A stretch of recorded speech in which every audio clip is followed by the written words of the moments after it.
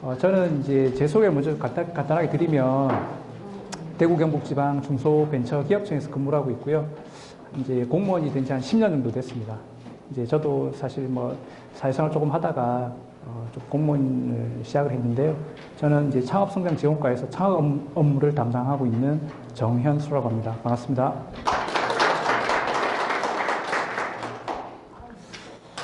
아마 이제 앞서 좋으신 분들의 좋은 정보들을 많이 들으셨을 건데요. 제가 오늘 마지막 시간에 조금 말씀드릴 내용들은 이제 최근에 중소기업청에서 중소벤처기업부로 이렇게 승격이 됐고요. 저희 중소벤처기업부 소속에 지방청이 있습니다. 저희 이제 대구 경북청이라고 하고요. 그러니까 중소벤처기업부에서 소상공인 중소기업 분들을 위해서 지원하고 있는 시책들, 정부 지원 시책들이 어떤 것이 있는가 정도 한번 안내해 드리는 그런 시간을 갖도록 하겠습니다. 일단 먼저 들어가기에 앞서가지고요.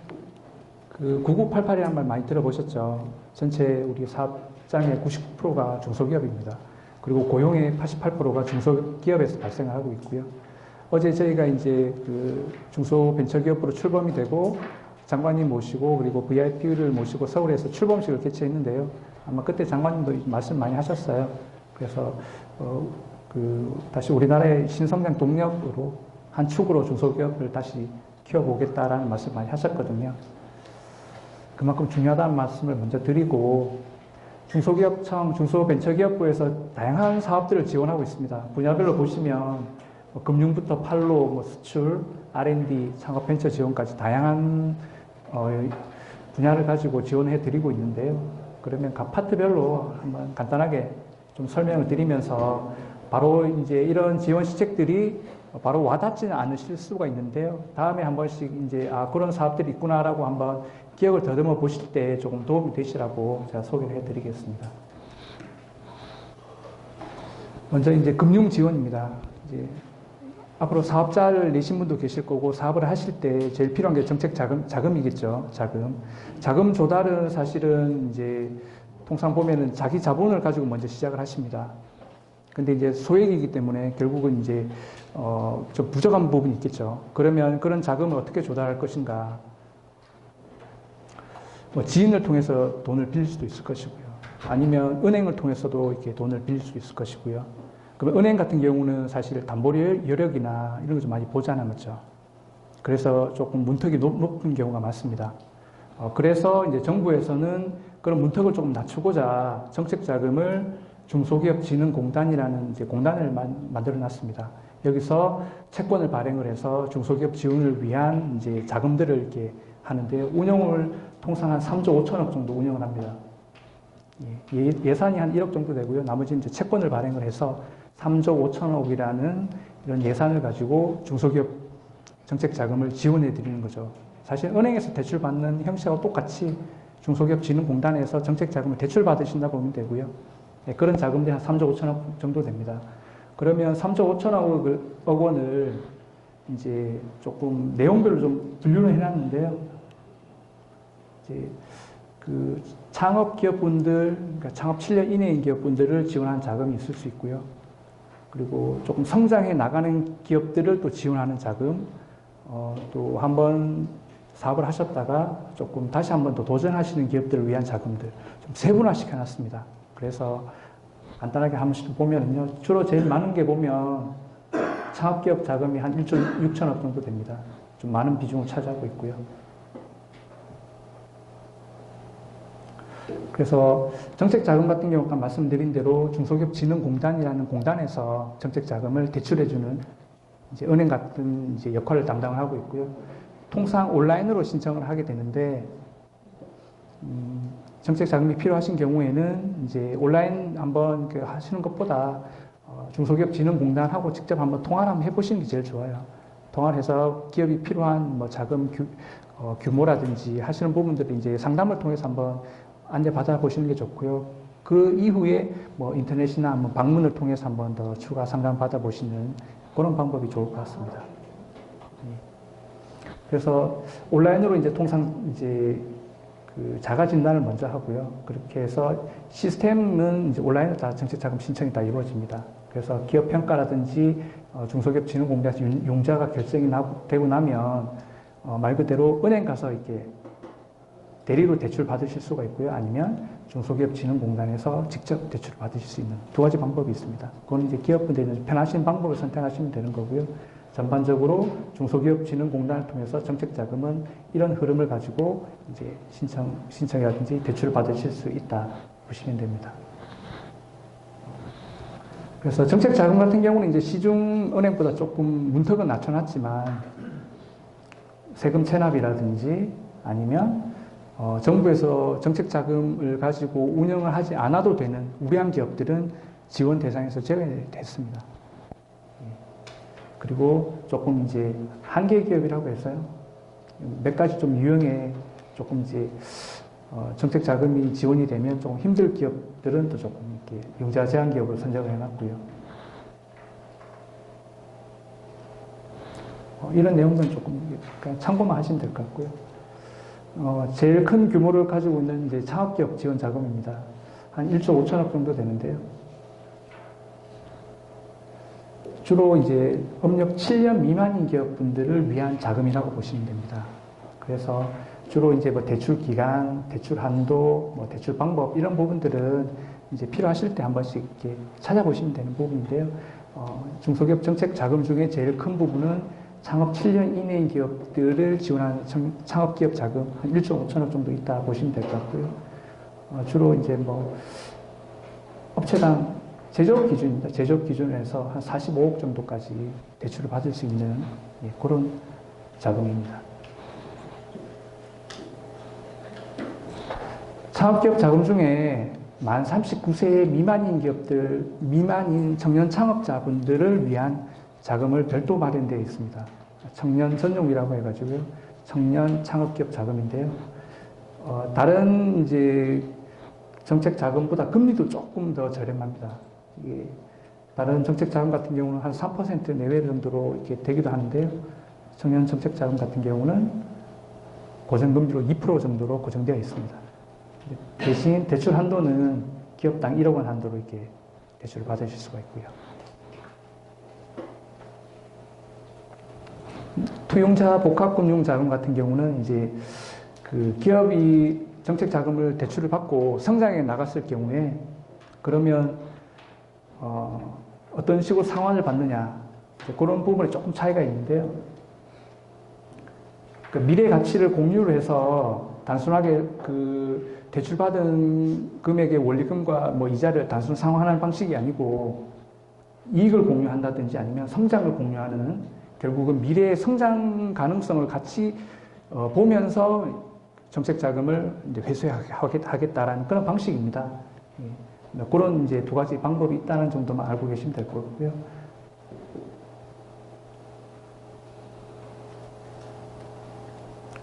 다음은 이제 개발기술 사업화 자금 같은 경우는 있습니다. 즉, 기업에서 이제 기술 개발이 완료된 제품들에 대한 이제 양산을 하시려면 별도 뭐 금융도 필요하실 거고요. 양산에 필요한 자금들이 또 필요할 수 있지 않습니까? 기술 개발 자금과 별도로. 그러면 이제 그런 것들을 연계할 수 있는 자금들도 별도로 조금 이제 개발기술 사업화 자금이라고 마련되어 있습니다. 이제 신청 대상 간단히 좀 말씀을 드려보면 정부에서 하는 이제 R&D 사업에 참여를 하셔가지고 과제가 성공적으로 기술 개발이 완료된 과제는 연동해서 정책 자금을 개발기술 사업화 자금을 이제 대출해 드리겠다는 그런 의미로 받아들이시면 될 것 같아요. 여기까지는 이제 정책자금 중소기업진흥공단에서 한 3조 5천억 정도 이제 정책자금을 운용하는 부분에 대해서 어떠한 자금들이 있느냐라는 부분을 간단히 말씀을 드렸고요. 다음은 이제 팔로 쪽입니다. 팔로도 사실은 이제 뭐 청에서 중소기업부에서 뭐 특별하게 이제 뭐 팔로 개척이라든지 직접적인 역할을 다 해드리지는 못하지만 그래도 조금 도움이 되시라고 몇 가지 사업들을 조금 가지고 있는데요. 주로 이제 뭐 마케팅 쪽, 마케팅 지원 사업, 뭐 이런 부분들은 몇 가지 가지고 있습니다. 간단히 좀 소개해 드리면요. 마케팅 역량 강화 지원 사업이라고 해서 제품을 가지고 있어도 팔로에 조금 이제 개척이 어렵다고 하시는 분들을 위해서 주로 이제 마케팅 전략 수립이라든지 아니면 제품을 조금 업그레이드 할 수 있는 그런 이제 그 지도라든지 아니면 뭐 해외 수출이라든지 브랜드 개발, 홍보 브로셔 같은 걸 이제 팔로우를 할 수 있는 그런 것들을 조금 그 역량 강화해 드릴 수 있는 한도 내에서 기업당 5천만 원 한도 대신 기업에는 자부담 한 30% 정도 부담을 하셔가지고 마케팅 역량을 조금 강화할 수 있는 사업들을 조금 마련해 놨습니다. 그래서 여기 같은 경우는 이제 중소기업 유통센터라는 이제 또 저희 중기부 산하기관을 둬서요 팔로 쪽을 조금 지원해 드리는 부분이 있습니다. 또 하나 이제 유통망 진출 지원이라는 사업들도 하고 있는데요. 주로 보시면 이제 홈쇼핑도 있고요. 아니면 정책 매장 같은 경우에도 운영을 해서 여기에 좀 우수한 중소기업분들의 제품들을 조금 판로를 할 수 있는 장을 조금 마련해 드리고 있다. 이렇게 보시면 될 것 같습니다. 나중에 사업을 하시다 보면 이제 국내 시장뿐만 아니라 나중에 해외 시장으로도 조금 눈을 돌리실 수가 있는데요. 이제 그때 그러면 우리 회사는 과연 수출을 하려고 할 때 어떤 부분을 조금 도움을 받으실 수가 있을까라고 한번 고민이 되신다고 하면 각 지방청마다 이제 수출 지원센터라는 또 부서가 따로 있습니다. 그래서 주저없이 한번 이렇게 전화도 한번 해주시면 되고요. 주로 이제 수출 성공 패키지라는 이제 기본적인 사업들을 운영을 하는데요. 기업분들의 업력이라든지 수출 규모에 따라서 조금 지원하는 금액은 좀 차등은 있지만 보시면 주로 수출 준비에서부터 거래선 발굴이라든지 기업분들 해외 전시회 참가를 통해서 해외 시장 개척한다거나 또 아니면 뭐 영문 브로셔 같은 경우 뭐 만드신다거나 하여튼 그런 부분들을 기업당 2천만 원이나 3천만 원 이내에서 해외 시장을 개척할 수 있도록 조금 정부에서 지원하는 사업도 가지고 있습니다.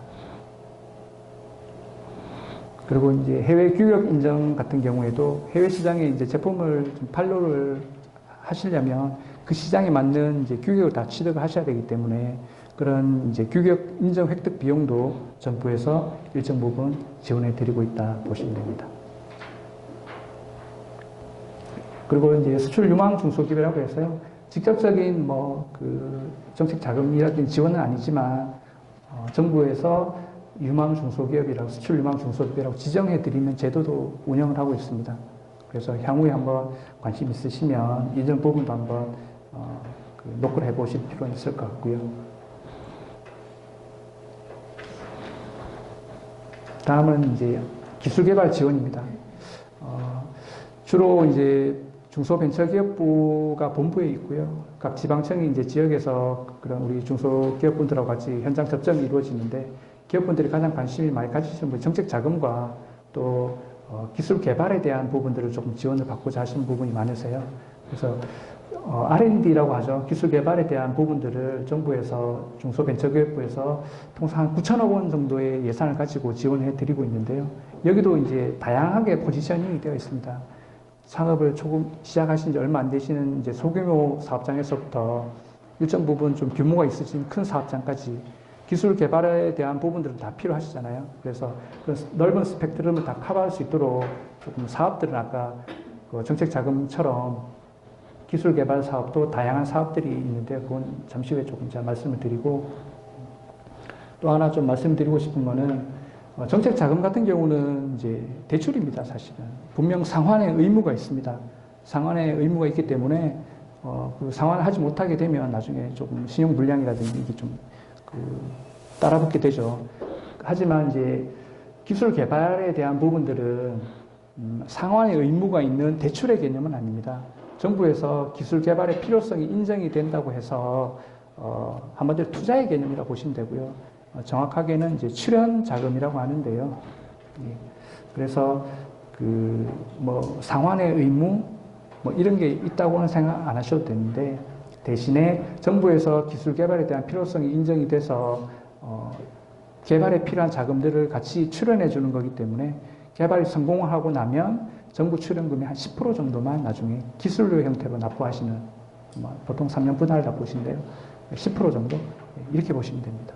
그래서 앞서 말씀드린 정책 자금과는 조금 성격이 다른 기술 개발에 대한 이제 R&D 지원 자금으로 보시면 되겠습니다. 그래서 여기 밑에 보시면 이제 기술료, 기술 개발이 최종적으로 성공이 되고 나면 정액 기술료, 최대 4년간 정부 출연금의 한 10% 정도만 기술료 납부하시면 되고요. 이게 정액으로 납부하시는 거고, 경상 기술료 형태로 기술 결과물이 조금 매출로 이루어지게 되면 이제 기업 입장에서는 성공적으로 해서 매출이 많이 발생을 하게 되면 정부에 납부하시는 금액이 더 많아질 수도 있고요. 오늘 이제 선택적인 사항입니다. 하여튼 정부 출연금 한 10% 정도 내외를 이제 기술 형태로 납부하실 수 있는 그런 기술료가 있다 이렇게 하시면 될 것 같습니다. 예, 이런 부분들은 뭐 그냥 정책적인 방향성이기 때문에 한번 참고만 해보시면 될 것 같고요. 말씀드린 대로 사업들이 정말 많습니다. 그래서 그 지방청의 R&D를 담당하고 있는 과에서도 개별 사업마다의 담당 주무관들이 계시기 때문에 전반적으로 다 세세하게까지는 아시지는 못할 수도 있는데요. 이제 각 R&D 사업에 대한 부분들을 좀 간단하게만 좀 말씀을 드릴게요. 이렇게 좀 다양한 스펙트럼을 가지고 있는데요. 먼저 창업성장기술개발 사업이라는 과제가 있습니다. 올해 한 2천억 정도의 예산을 가지고 진행을 하는데요. 말 그대로 창업 쪽입니다. 그래서 창업 후 7년 이하인 기업들을 대상으로 이제 기술개발을 지원해 드리고 있고요. 그 안에서도 세부 사업 과제들이 있는데요. 통상 과제 개발 기간 1년에 정부 지원금 한 2억 원 한도로 기술개발 자금을 지원해 드린다라고 보시면 될 것 같습니다. 특히나 여기 안에는 이제 뭐 여성 과제들도 있고요. 또 팁스라는 또 좀 생소한 좀 특별한 과제는 뭐 최대 2년 5억 원이라는 과제도 지원하고 있습니다. 그래서 창업 7년 이하인 기업들이 주로 기술 개발에 도움을 받고자 하실 때는 창업 성장 기술 개발 사업이라는 과제를 염두에 두시면 될 것 같습니다.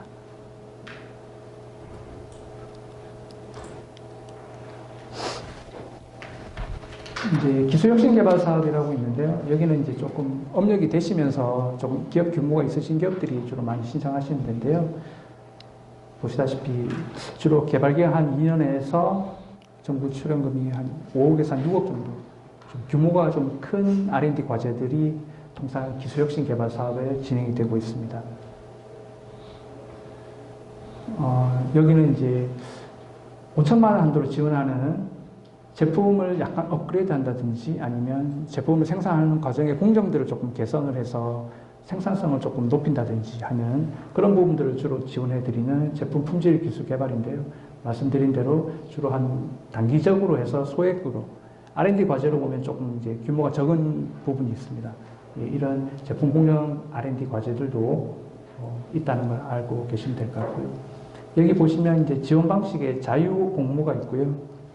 앞에 보시면 뭐 품목 지정 이런 부분들이 있잖아요. 이게 뭐냐면 기업분들이 자유롭게 과제를 선택적으로 기업이 필요한 R&D 과제를 하실 수 있는 게 자유 응모 과제입니다. 품목 지정 같은 경우는 정부에서 기술 개발의 방향성이라든지 이러한 부분들은 조금 기술 개발을 통해서 기술 선점 효과를 좀 가져가 볼 필요가 있다라고 판단되는 부분들을 조금 미리 사전에 지정을 해 놓은 부분들이 있어요. 그런 차이점이 있다라고 보시면 됩니다. 그래서 정부 R&D 사업에는 크게 보면 기업이 자유롭게 응모하실 수 있는 자유 응모 과제가 있고요. 품목이 지정되어 있는 과제, 이 두 가지로 나눠져 있다 보시면 됩니다. 그리고 이제 산학연 협력 R&D 사업이라는 거는 기업이 단독적으로 이제 개발하시기 조금 어렵다고 했을 경우에 대학이라든지 연구기관하고 이제 같이 협력해서 기술 개발도 하실 수 있도록 이런 사업들도 마련해 놨습니다.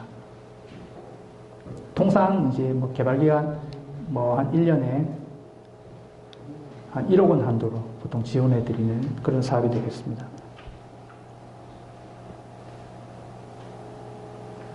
R&D 사업도 많죠. 구매 조건부라는 사업도 있는데 구매를 조건부로 해서 정부에서 R&D 사업도 같이 지원해 드리겠다. 즉, 좀 그 대기업이라든지 아니면 공공기관들 좀 뭔가 이게 수요처가 확실한 데에서 이러이러한 기술들을 개발해주면 그런 수요처에서 그 나중에 사주겠다. 수요처가 있는 거죠. 그래서 구매를 조건부로 기술 개발을 진행해 드리는 그런 과제들도 있습니다.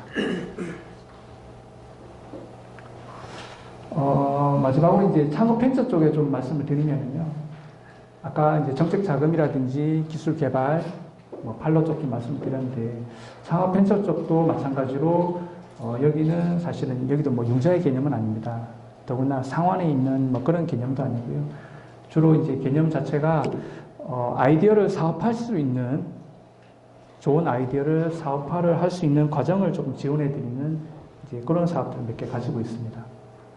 그래서, 창업 준비 단계에서부터요, 조금 성장해 나가는 단계까지 조금 포트폴리오를 좀 구성을 해서 각 사업들을 좀 마련해 놓고 있습니다.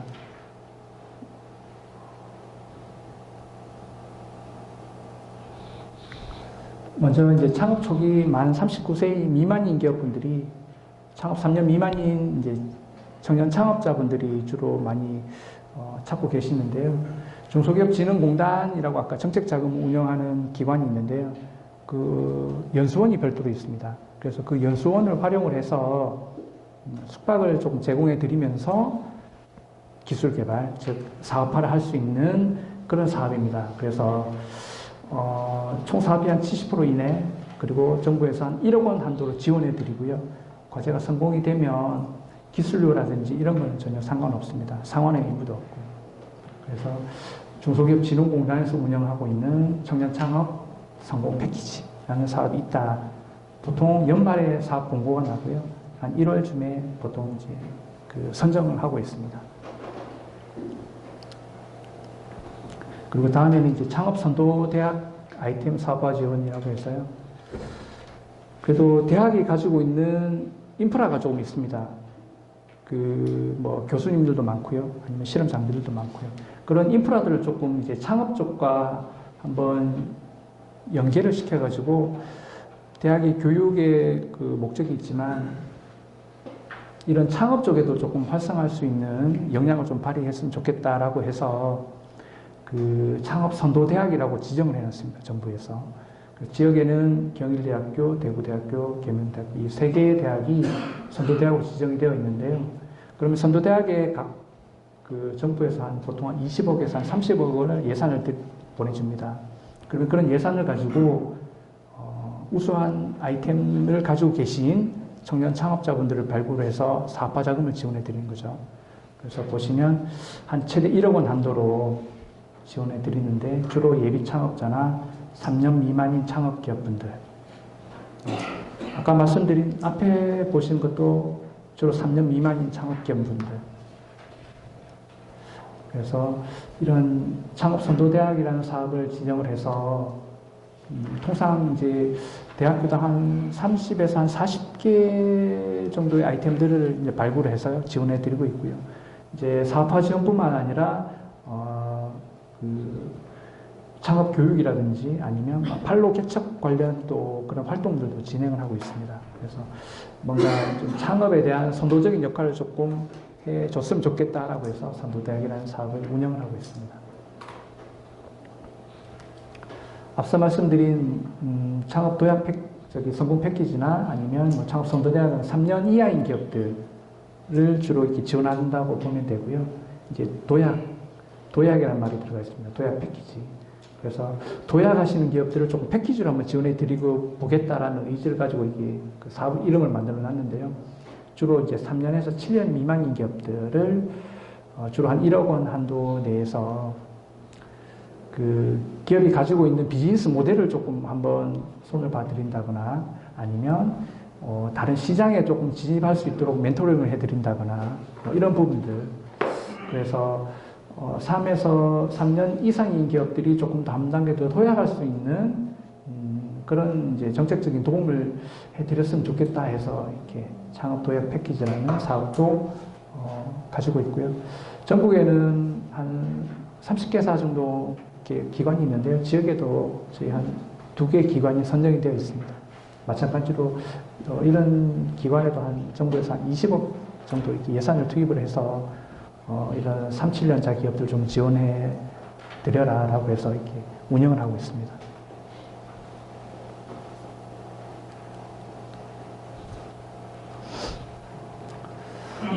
그리고 중소벤처기업부에서 창업보육센터라고 또 운영을 하고 있는데요. 직접 운영을 하는 건 아니고요. 혹시 창업보육센터라고 한번 들어보신 적 있으세요? 각 대학이라든지, 주로 대학이 많이 있습니다.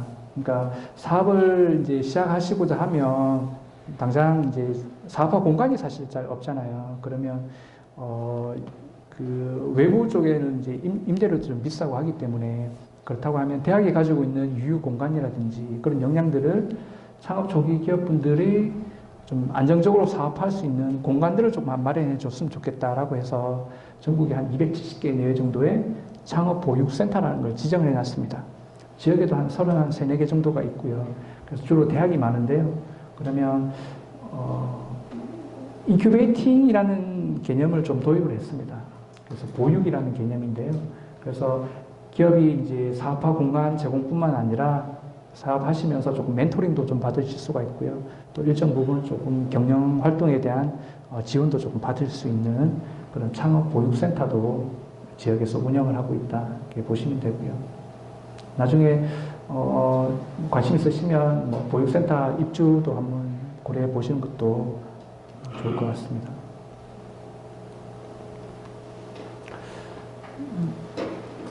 개념은 유사한데요. 1인이라는 사업장이 사실 좀 열악하지 않습니까? 그래서 1인 사업장을 영위하시는 분들을 위한 사업이라고 보시면 되고요. 그래서 1인 창조기업 분들만 입주가 가능한 그런 보육센터, 지원센터도 전국에 한 60여 개 정도 마련되어 있다. 이렇게 보시면 될 것 같습니다. 내용은 아까 보육센터에서 수행하는 것하고 좀 거의 유사합니다.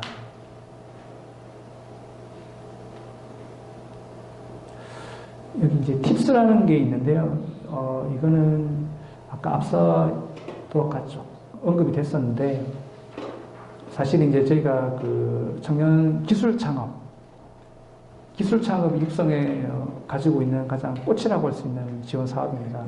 이 팁스라는 사업은 이제 민간 시장의 눈을 조금 활용한다는 건데요. 민간에서 그 투자를 하시는 투자 전문 심사위원분들이 좋은 기업들을 발굴해서 투자를 하면 정부에서도 매칭해서 지원하겠다. 그 규모가 한 10억가량 됩니다. 그래서 엔젤 투자라는 개념을 통해서 민간에서 먼저 한 1억 정도 기업에 좋은 기업을 발굴해서 기술 창업 기업을 육성을 하겠다라고 투자를 하게 되면 정부에서 매칭 펀드를 한 2억 원 매칭을 하고요.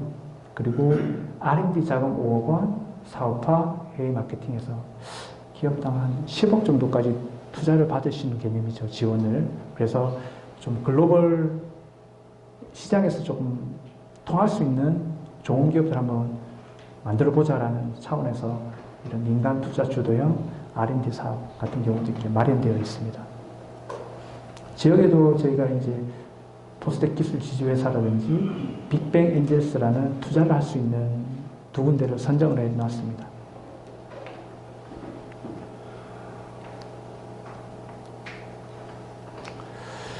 이제 참고로 그 사업을 하시면서 이제 자금이 필요하시면 뭐 은행이라든지 아니면 중소기업진흥공단이라든지 대출을 받으시잖아요. 맞죠? 이게 다 대출인데 그러면 대출을 통해서 상환의 의무를 가질 것이냐 아니면 내가 가진 지분을 조금 나누어서 투자를 받을 것이냐 이런 부분이 있는데요. 그리고 투자는 어떻게 할 것이냐 투자도 한번 나중에 사업을 하시면서 고민해 보셔야 될 것 같은데요. 투자도 이제 투자 규모에 따라서 크라우드 펀딩, 엔젤 투자, VC 투자 이렇게 3단계로 좀 나눠져 있거든요. 그래서 좀 이제 설명을 한번 그냥 이런 것 정도 있다라고 이렇게 아시면 좋을 것 같아서 좀 이제 가지고 왔는데요. 크라우드 펀딩 같은 경우는 이제 다수의 사람들로부터 소액으로 투자를 받는 겁니다. 주로 이제 아시는 게 뭐 영화사 같은 경우 영화 제작할 때 투자를 받는 뭐 그런 개념으로 보셔도 되고요. 지역에도 그 사회적 기업 중에 공연을 좀 주로 많이 하시는 데가 있어요. 꿈꾸는 시어터라는 데가 있는데 거기가 사회적 기업이면서도 크라우드 펀딩을 통해서 자금을 유치받으신 그런 사례가 있습니다, 작년에. 그래서 투자를 받으시는 기업들은 모집 한도 한 7억 원 이내에서 소액 다수의 개인들로부터 투자를 받으시는. 그래서 개인들은 한 기업당 한 200만 원 정도를 투자를 하실 수가 있어요. 연간 한 500만 원 한도. 대신에 이런 한도 개인이 투자할 수 있는 한도는 개인이 가지고 있는 재력이라고 하겠죠. 이런 소득 여건에 따라서 조금 달라지긴 하지만 일반 사람들은 주로 1년에 500만 원 한도에서 건당 한 200만 원 이렇게 투자를 할 수 있는 크라우드 펀딩이 있습니다. 그래서 기업은 7억 원 한도로 이렇게 모집을 할 수가 있고요. 이제 엔젤 투자 같은 경우는 이제 크라우드 펀딩보다 조금 한 단계 더 발전된 건데요. 이제 투자 전문사들이 밑에는 사실 규모가 큽니다. 그것과 약간 이제 한 5억 미만으로 이제 엔젤 투자를 받으시는 건데요. 이제 주로 지역에도 이제 엔젤 투자사들이 조금 몇 군데 있긴 하지만 주로 서울 쪽에서 많이 활발하게 이루어지고 있고요. 그래서 천사가 투자한다고 보시면 되고요. 이게 투자를 이렇게 유치하는 하나의 방법이고, 기업이 투자를 받게 되면 다음에 설명드리겠지만 정부에서도 엔젤 투자 매칭 펀드라고 해서 또 매칭으로 같이 투자를 해드리는 그런 제도가 있습니다. 그리고 VC는 말 그대로 이제 벤처 캐피탈 회사에서 조금 규모 있게 투자 심사액들이 심사를 통해서 투자를 하는 그런 경우가 되겠습니다. 그래서 사업을 하실 때 크라우드 펀딩이라는 제도를 통해서 우리 회사가 자금을 조금 유치할 수 있구나라는 이런 방법도 있다라는 것을 알고 계시면 좋을 것 같습니다.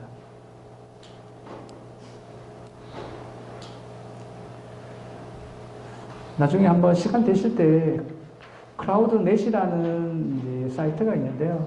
금융위에서 이제 허가를 해줘서 운영을 하고 있는데요. 그러니까 이런 크라우드 펀딩을 운영할 수 있는 중개업자들이 다 금융위에서 지정을 해놨습니다. 주로 이제 증권사들이 한 반 정도 되고요. 순수 중개업자 기업들이 좀 몇 개가 있습니다. 그래서 주로 큰 데가 이제 와디즈라든지 아니면 오픈트레이드 이런 쪽에서 많이 성과를 내고 있고요. 온라인에서 기업이 가지고 있는 제품이나 이런 부분들을 이제 어필을 해서 온라인에 접속하는 많은 개인들이 온라인을 통해서 투자를 받는 그런 개념이라고 보시면 되겠습니다. 투자 한도는 이제 개인이 할 수 있는 투자이기 때문에 이건 좀 생략을 하고요. 기업분들은 최대한 7억 원까지 크라우드 펀딩을 통해서 자금을 조달하실 수가 있다라고 보시면 됩니다.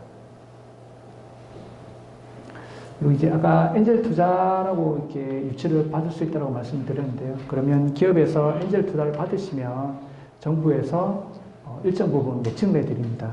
그래서 엔젤 투자 매칭 펀드라는 걸 운영하고 있는데요. 창업 초기 기업이면서 일정 부분의 요건을 갖춘 엔젤 투자가 투자를 하면 정부에서 한 1배수에서 한 1.5배수, 많게는 한 2배수 정도까지 매칭으로 투자를 해드린다라는 엔젤 투자 매칭 펀드도 운영하고 있다. 이런 게 제도가 있다고 알고 계시면 될 것 같습니다.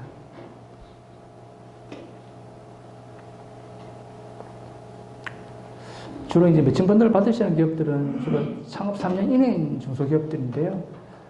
7년 이내인 기업도 가능하지만 매출이라든지 투자 R&D 투자 비율이 일정 요건들이 조금 갖춘 기업들은 이제 7년 이내인 기업도 이렇게 매칭 펀드를 신청하실 수가 있어요.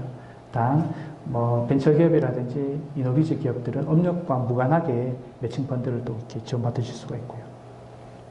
주로 이제 기술 창업 쪽에 좀 해당이 되는 부분이 좀 될 것 같습니다. 매칭 펀드에 대한 부분들은 이런 절차를 통해서 신청을 받는다라고 보시면 되고요. 마지막으로 이제 사업들이 정말 많습니다. 그러니까 말씀드린 정책 자금부터 해서 창업, 판로, R&D, 수출까지 있는데요. 이런 것들이 일사분화 정도만 들어보시면 되고 실제적으로 나중에 필요하시면 주로 온라인을 통해서 정보가 다 이루어지고요. 사업 공부라든지 이게 이루어지기 때문에 이 정도 부분들은 나중에 사업하실 때 한번 즐겨찾기 정도로 이렇게 좀 등록해 놓으시면 좀 도움이 되지 않을까 싶습니다. 그리고 1357 콜센터라는 것도 중기부에서 운영을 하고 있거든요. 그래서 정부 지원 사업에 대해 궁금한 사항이 있으시면 언제든 1357 콜센터를 통해서도 정보를 조금 안내받으실 수가 있습니다. 사실은 이제 1박 2일 동안 다양한 좋은 말씀 많이 들으셨을 건데요. 이제 제가 말씀드린 중기부 지원 사업들에 대해서도 한번 나중 사업하시면서 이런 정도 있었지라고 해서 한번 필요하실 때 직접 전화를 주시거나 한번 이렇게 해서 도움 받으시는 부분들 지원 받으시면 좋을 것 같고요. 그리고 제가 마지막으로 한 말씀 드리면 일본에는 이제 코이라는 물고기가 있다고 하는데요. 어항에서 자라는 크기가 5에서 8cm 정도밖에 자라지 않는다고 하는데 연못에서 자라면 이제 한 25cm까지 큰다고 합니다. 근데 이제 좀 더 넓은 강물에서 자라면 정말 한 1m까지도 크기도 한다는 환경에 따라서 조금 이제 본인의 크기가 좀 달라지는, 그래서 여러분들께서도 이제 사회적 기업에 대한 부분들 이렇게 관심을 가지시고 하시면서 좀 더 이제 넓은 그 시장과 그런 비전을 가지고 사업에 꼭 성공하시라는 마음에서 말씀드렸습니다.